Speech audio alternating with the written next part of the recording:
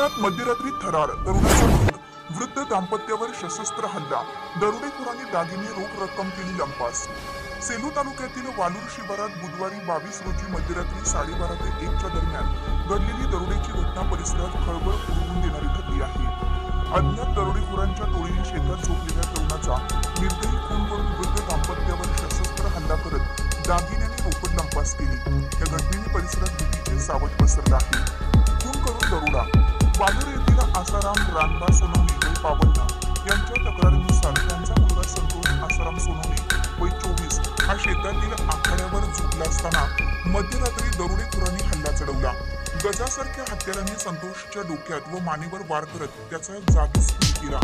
त्यानंतर दरोडेखोरांनी फिर्यादींची आई वत्सलाबाई सोनवणे यांच्या अंगावरील सोन्याचे दागिने व रोकड मिळून तब्बल 30,500 रुपयांचा लंपास केला.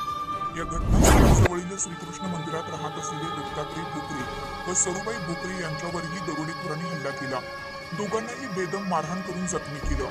त्यांच्याजवळील दागिने हिसकावून घेत लंपास केले. या दुर्दैवी घटनेने संपूर्ण वालूर परिसरात एकच भीती आणि संतापाचे वातावरण निर्माण झालं आहे. गावाशेजारी दरोडेखोरांचा उच्छाद पाहून नागरिक घाबरत आहेत. पोलीस दलाची धावपळ, वरिष्ठ अधिकाऱ्यांची घटनास्थळी उपस्थिती.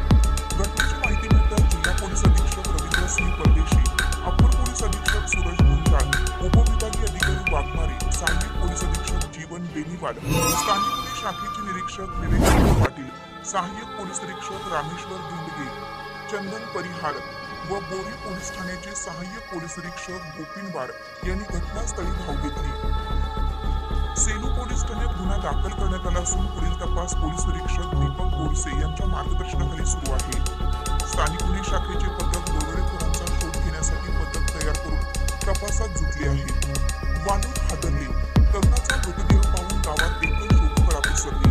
रात्री झालेल्या दरोड्याने संपूर्ण परिसर हादरला आहे, अशी प्रतिक्रिया ग्रामस्थांनी दिली. दरम्यान नागरिकांनी प्रशासनाकडे मागणी केली आहे की दरोडेखोरांचा तात्काळ शोध घेऊन त्यांना कठोर शिक्षा द्यावी.